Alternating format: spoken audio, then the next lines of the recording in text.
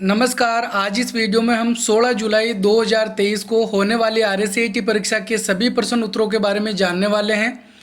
प्रश्न number 1, MS power point में slide को पुनर्व्यवस्थित करने के लिए निम्नलिखित में से कौन सा दृश्य सबसे उपयुक्त है। तो पुनर्व्यवस्थित करना यानी कि जो पहले वाला व्यू होता है, जो डिफ़ॉल्ट व्यू होता है, वो करने के लिए तो slide sorter, notes page, normal, slide show, इसमें सही आंसर है सी, नॉर्मल। प्रश्न नंबर 2, राजस्थान राज्य के निवासियों को शिकायत निवारण के पारदर्शी और जवाबदेह साधन प्रदान करके सशक्त बनाने के लिए अभिनव ई गवर्नेंस परियोजना है। IRCTC, राजस्थान संपर्क, पेन, ट्विटर। तो इसमें सही आंसर है बी, राजस्थान संपर्क। तो राजस्थान संपर्क पोर्टल से शिकायत दर्ज की जा सकती है, एक जवाबदेह पोर्टल है। अगला प्रश्न नंबर 3, निम्नलिखित में से कौन से वेद खोज इंजन है, यानी सर्च इंजन कौन से हैं। Twitter, Facebook, Google plus, web spider, indexing निर्णय इंजन, गूगल, बिंग, याहू, इनमें से कोई नहीं। तो इसमें सही आंसर है सी, गूगल, बिंग और याहू, यह सर्च इंजन के उदाहरण हैं। प्रश्न नंबर 4, PNR रेलवे द्वारा जारी किए गए प्रत्येक टिकट को निर्दिष्ट 10 अंकों का एक अद्वितीय नंबर है। PNR इसका संक्षिप्त नाम है। Passenger number reservation, passenger name record, personal number reservation, permanent number reservation. तो इसमें सही आंसर है बे, पैसेंजर नेम रिकॉर्ड PNR की फुल फॉर्म होती है। प्रश्न नंबर 5, NVSP पोर्टल के माध्यम से कौन सी सेवा प्रदान की जाती है। चुनावी सूची में नाम खोजना, पैन कार्ड विवरण में अद्यतनीकरण, नियुक्तियां निर्धारित करना और महत्वपूर्ण तिथियों पर नज़र रखना, बस टिकट बुक करना। तो इसमें सही आंसर है ए, चुनावी सूची में नाम खोजना। इसके लिए NVSP पोर्टल का प्रयोग कर सकते हैं। अगला प्रश्न नंबर 6, निम्नलिखित बयानों में से रैम और रोम के संबंध में कौन सा सही है। एक, रोम वास्तविक ऑप्टिकल मेमोरी है, तो ये गलत है।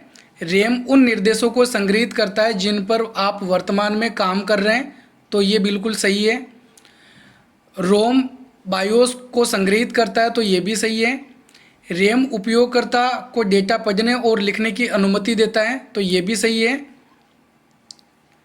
बिजली बंद होने पर रैम और रोम अपना डेटा खो देते हैं, तो ये गलत है। तो इसमें 2, 3 और 4 ये सही आंसर है।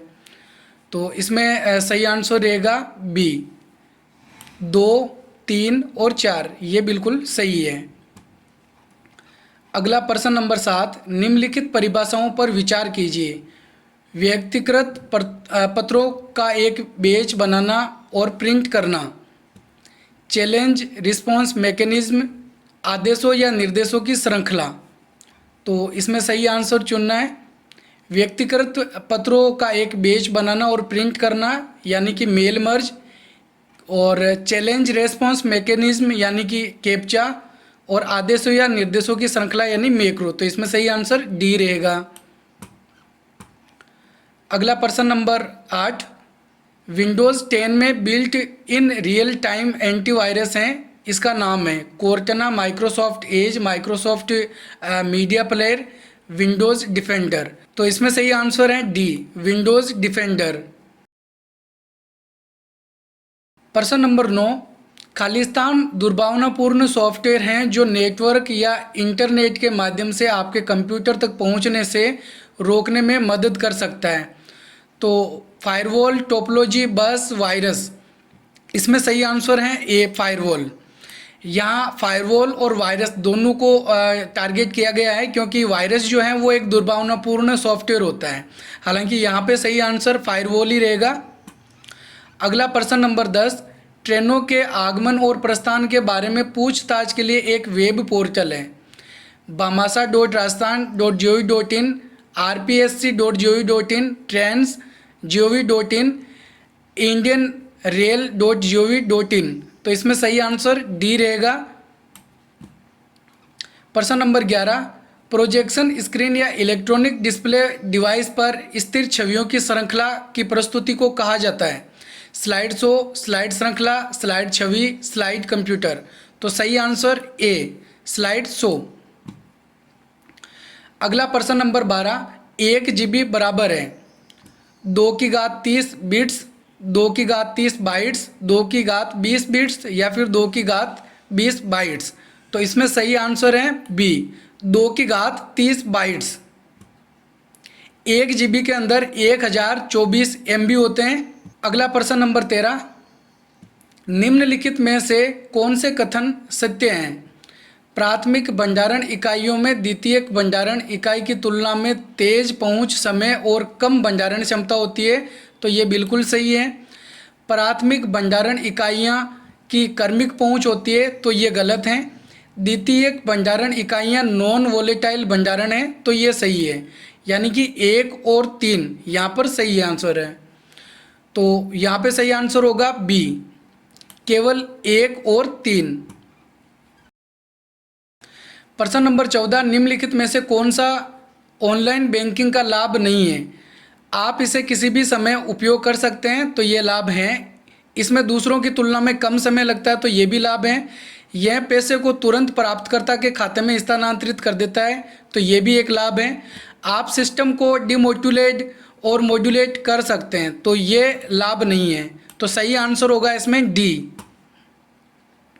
अगला प्रश्न नंबर 15, कंप्यूटर स्क्रीन में एक छवि की सबसे छोटी इकाई है रोशनी, सरणी, पिक्सल, MB। तो इसमें सही आंसर है सी, पिक्सल। अगला प्रश्न नंबर 16, MS वर्ड 2010 में स्ट्राइक थ्रू फॉन्ट प्रभाव क्या है? तो स्ट्राइक थ्रू का मतलब होता है शब्दों के बीच में लाइन खींचना। यहाँ पर सही आंसर होगा बी, यह चयनित टेक्स्ट के मध्य से होकर एक रेखा खींचता है। अगला प्रश्न नंबर 17, कोई दस्तावेज मुद्रित होने से पहले कैसा दिखेगा, यह जांचने के लिए किस कमांड का उपयोग किया जाता है? तो प्रिंट करने से पहले किस तरीके से हमारा डॉक्यूमेंट दिखेगा, वो सब चेक करने के लिए हम प्रिंट प्रीव्यू का प्रयोग करते हैं। तो इसमें सही आंसर सी, प्रिंट प्रीव्यू। अगला प्रश्न नंबर 18, मूल और असंशोधित दस्तावेज का प्रमाण प्रदान करने के लिए इंक्रिप्शन तकनीकों का उपयोग किया जाता है। डिजिटल हस्ताक्षर, फायरवॉल, मेलवेयर, ट्रोजन हॉर्स। तो इसमें सही आंसर है ए, डिजिटल हस्ताक्षर। आपने जाति या मूल निवास देखे होंगे, उस पर एक राइट का हरे कलर का चिन्ह होता है, यानी कि उसको डिजिटल सिग्नेचर किया हुआ होता है। प्रश्न नंबर 19, राजस्थान के लिए SAAS सेवा के रूप में सॉफ्टवेयर या फिर PAAS सेवा के रूप में प्लेटफॉर्म आधार पर एंड टू एंड क्लाउड से क्षमता है। तो SAAS यानी कि सॉफ्टवेयर एज ए सर्विस, यहाँ पे ए आना चाहिए, गलत लिखा हुआ है। और PAAS यानी कि प्लेटफॉर्म एज ए सर्विस, तो इसमें सही आंसर होगा राजमेघ। राजमेघ इसमें सही आंसर है। अगला प्रश्न नंबर 20, यदि आप MS पावरपॉइंट 2010 में प्रेजेंटेशन को समाप्त करना चाहते हैं तो आपको कौन सा बटन दबाना होगा? एस्केप कुंजी, बैक स्पेस, एंटर या फिर F1। तो इसमें सही आंसर है एस्केप कुंजी। अगला प्रश्न नंबर 21, निम्नलिखित में से कौन सा एप्लीकेशन प्रोग्राम आमतौर पर PDF फाइलों को देखने के लिए उपयोग किया जाता है? डिवाइस ड्राइवर, अडोब रीडर, कोर्टना या विंडोज डिफ्रेगमेंटर। तो इसमें सही आंसर है बी, अडोब रीडर। ये एक सॉफ्टवेयर होता है जिसके अंदर PDF फाइलों को देखा जा सकता है। अगला प्रश्न नंबर 22, नीचे दी गई तालिका में सही मिलान विकल्प का चयन कीजिए। राजदरा, तो जैसा कि यहाँ पे बता रखा है राजदरा, राजस्थान, GISSDSS, ये सही आंसर होगा इसके लिए। राजमेघ के लिए राजस्थान क्लाउड और राज इवोल्ट के लिए एंड टू एंड दस्तावेज प्रबंधन प्रणाली। तो इसमें सही आंसर होगा डी, Q, P और R। ये इसमें सही है। Q 1 नंबर के लिए और 2 नंबर के लिए P और 3 नंबर के लिए R। अगला प्रश्न नंबर 23, सभी भारतीय निवासियों को उनके बायोमेट्रिक और जनसांख्यिकीय डेटा के आधार पर 12 अंकों की विशिष्ट पहचान संख्या से जारी की जाती है? यूआरएल, आईपी पता, आधार, पेन। तो इसमें सही आंसर है सी, आधार। प्रश्न नंबर 24, एक हार्ड डिस्क को ट्रैक्स में विभाजित किया जाता है जिन्हें आगे निम्न में उप विभाजित किया जाता है? Head, vector, sectors, cloud. तो इसमें सही आंसर है सी, सेक्टर्स। अगला प्रश्न नंबर 25, यदि किसी सेल में सामग्री बड़ी है और सेल में दिखाई नहीं दे रही है तो हम MS एक्सेल में कई लाइनों पर प्रदर्शित करके सेल के भीतर सभी सामग्री को दृश्यमान बनाने के लिए खाली स्थान का उपयोग करते हैं?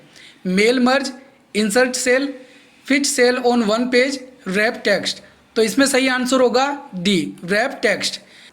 अगला प्रश्न नंबर 26, वाईफाई का फुल फॉर्म क्या है? Wireless Fidelity, wireless factory wire fire, wireless works fine. तो सही आंसर है ए, वायरलेस फिडेलिटी। अगला प्रश्न नंबर 27, निम्नलिखित में से कौन सी एक प्रकार की श्रेणी है जहां ईमेल द्वारा अनचाहे संदेश भेजे जाते हैं? Floppy mail, spam mail, receive mail, trace mail. तो इसमें सही आंसर है बी, स्पैम मेल, जिसके अंदर अनचाहे ईमेल्स होते हैं। प्रश्न नंबर 28, एक प्रकाश संवेदनशील उपकरण जो मुद्रित पाठ, चित्र या फोटो को डिजिटल बनाता है उसे कहा जाता है? Joystick, printer, scanner, mouse. तो सही आंसर सी, स्कैनर। तो ये हार्ड कॉपी को सॉफ्ट कॉपी में बदलता है, यानी डिजिटल फॉर्म में बदल देता है। अगला प्रश्न नंबर 29, डॉक्यूमेंट को सेव करने की प्रक्रिया को कहा जाता है? किसी दस्तावेज को मेमोरी से स्टोरेज माध्यम में कॉपी करना। तो यही इसमें सही आंसर है ए, किसी दस्तावेज को मेमोरी से स्टोरेज माध्यम में कॉपी करना यानी कि सेव करना। अगला प्रश्न नंबर 30, MS Excel function equal left कोष्टक VMOU, 2 का आउटपुट क्या है? तो यहाँ पे बता रखा है कि जो VMOU टेक्स्ट लिखे हुए हैं उसके अंदर लेफ्ट साइड के 2 अक्षर लेने हैं, यानी कि V और M। इसमें सही आंसर होगा सी। अगला प्रश्न नंबर 31, मानव और मशीन में अंतर करने के लिए इंटरनेट पर प्रयुक्त चुनौती प्रतिक्रिया प्रमाणीकरण को कहा जाता है? OTP, captcha, QR code, password. तो इसमें सही आंसर है बी, कैप्चा। तो कैप्चा कोड आपने देखे होंगे, जब भी हम कुछ आईडी को लॉगिन करते हैं तो कैप्चा कोड लगाने होते हैं। तो कैप्चा कोड इसलिए लगाने पड़ते हैं ताकि कोई मशीन इसको लॉगिन ना कर सके, केवल मनुष्य ही इसको लॉगिन कर सकते हैं, क्योंकि कैप्चा कोड जो होते हैं वो आपने देखे होंगे टेढ़े मेढ़े लिखे हुए होते हैं। अगला प्रश्न number 32, MS office PowerPoint macro सक्षम प्रस्तुति का फाइल एक्सटेंशन है? .ppt, .pps, .potm, .pptm। तो इसमें सही आंसर है डी, .pptm। प्रश्न नंबर 33, निम्नलिखित में से कौन सा डिजिटल भुगतान का एक तरीका नहीं है? RTGS, IMPS, NEFT, MICR। तो इसमें सही आंसर है डी, MICR। MICR की फुल फॉर्म होती है मैग्नेटिक इंक कैरेक्टर रीडर, जो कि बैंकों के अंदर चेकों को पढ़ने के काम में लिया जाता है। प्रश्न नंबर 34, MS वर्ड में गटर किससे संबंधित है? ओरिएंटेशन, पृष्ठाकार, मार्जिन या समीकरण। तो इसमें सही आंसर है सी, मार्जिन। तो पेज में जो मार्जिन है वो 5 प्रकार की होती है, दाएं बाएं, टॉप एंड बॉटम और गटर मार्जिन।